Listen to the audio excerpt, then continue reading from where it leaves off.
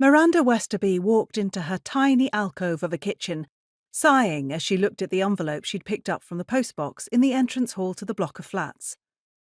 The letter had a lawyer's name and address printed on the envelope. She couldn't face opening it yet.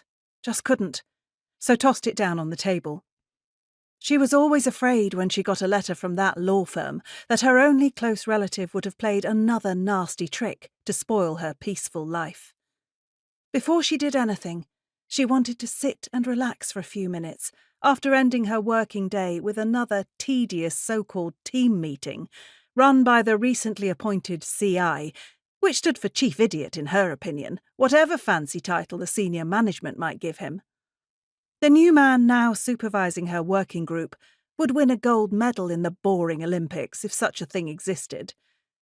Unfortunately, Miranda couldn't push the thought of the unopened envelope out of her mind, so she didn't manage to relax properly.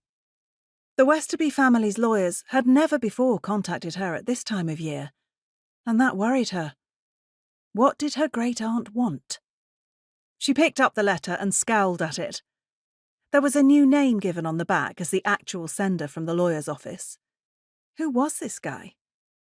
It was ridiculous to be so anxious, because the main thing these people had contacted her about during the last few years was the annual statement by the auditors, saying that the accounts of the Westerby Family Trust Fund had been found to be correct. She had to approve this formally by letter, not email, each year. Only the audit wasn't due for another 3 months. So was there some other problem? Oh, please, no.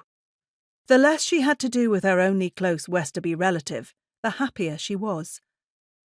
She had unpleasant memories of her great-aunt Phyllis, who had become her guardian when she was orphaned at the age of 14.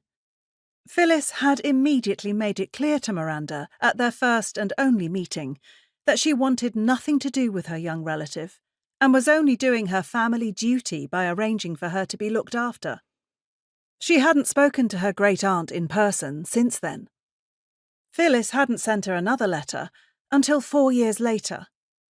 That one stated that she had done what she considered to be her duty to the family by making arrangements for Miranda's care until she turned 18. Care? No one else would count it care to leave her for 4 years in a boarding school which lodged and supervised mainly students whose parents were working overseas. There had been no such thing as going home for the school holidays for any of them, but at least the others got letters from their families.